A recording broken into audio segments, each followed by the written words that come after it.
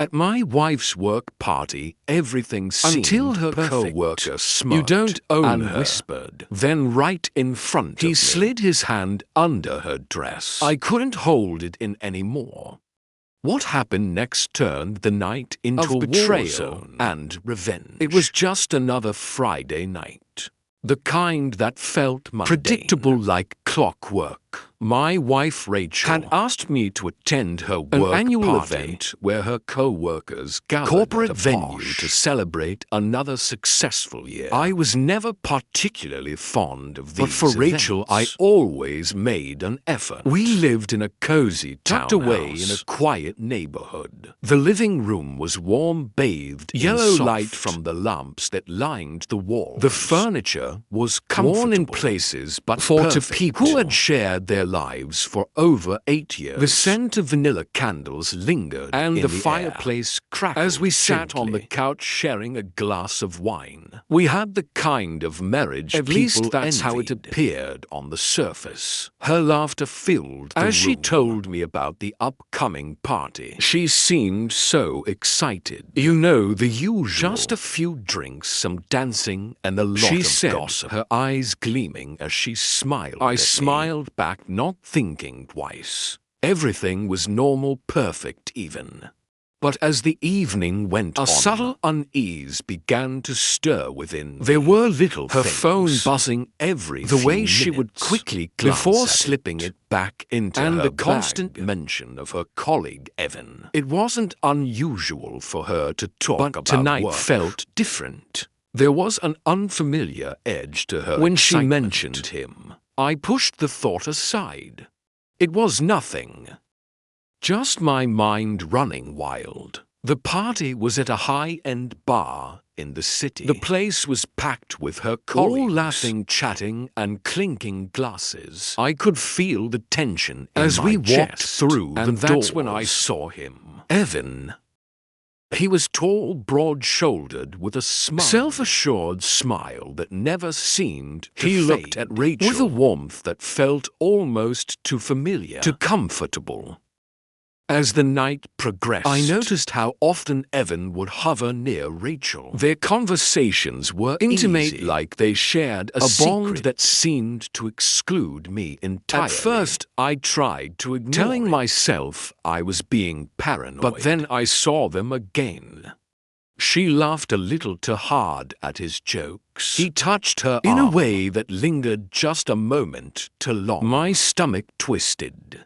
Then came the moment that shattered everything. We were standing near the bar, chatting with a few of Rachel's when Evan strolled over. He didn't even look at me. His gaze locked solely on Rachel. "Hey, Rachel," he said, a playful glint in his eye. He flashed me a quick, barely noticeable smirk before turning back to her. "I hope your husband doesn't stealing you away for a dance." Rachel, in her typical bubbly fashion, laughed and waved him off. "Don't worry, it's just a dance," she said before turning to me. Her eyes seemed to say something I didn't want to acknowledge. But before I could respond, Evan moved toward her, sliding a little too confidently around her waist, and then just as casually as if it were He said, nothing. "You don't own You her." know.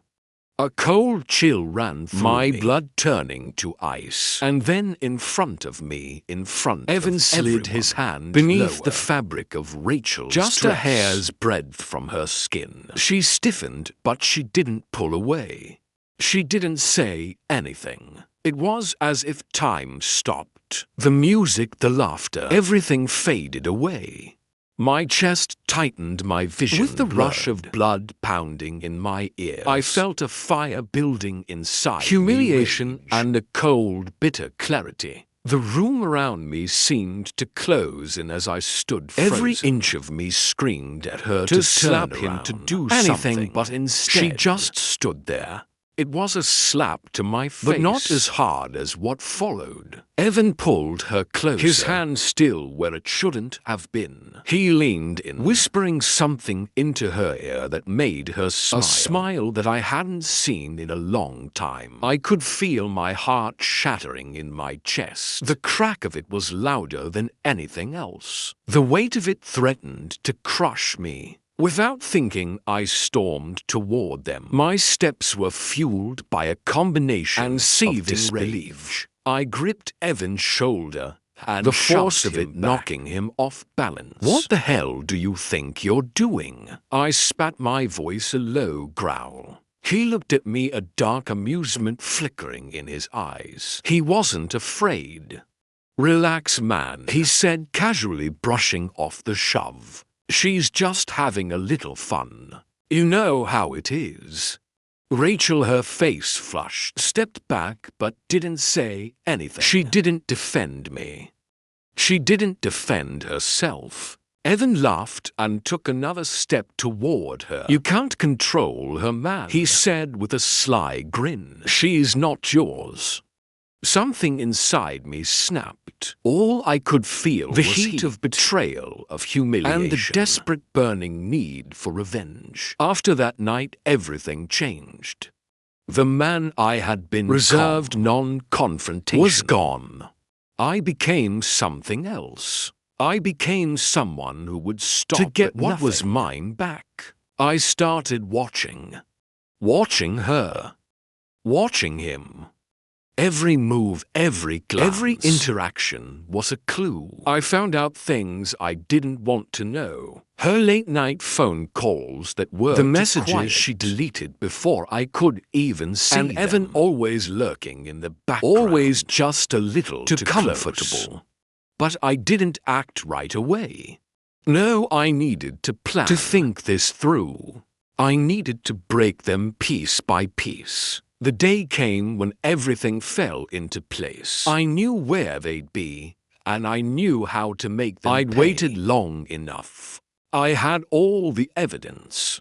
I knew her secrets, and I had made sure that Evans for the world to see. The confrontation came at her work party the following year. Only this time the roles were reversed. I was calm, collected, everything Rachel wasn't expecting. The moment I walked in, I could see the fear in her eyes. And Evan, his cocky smile faltered when he saw me approach. I laid it all each out. Piece of the puzzle falling her into affair, place. The lies, everything. The moment Rachel realized I had her evidence, world crumbled. She begged for mercy, but there was no mercy left in Evan.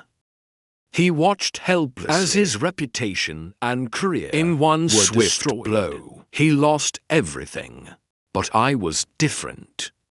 The man I had been was long gone. What remained was someone hardened by forged betrayal, in the flames of revenge. As I walked away from the wreckage of my marriage, echo of Rachel's sobs still ringing I felt in no my satisfaction. Ears. Justice perhaps, but no satisfaction.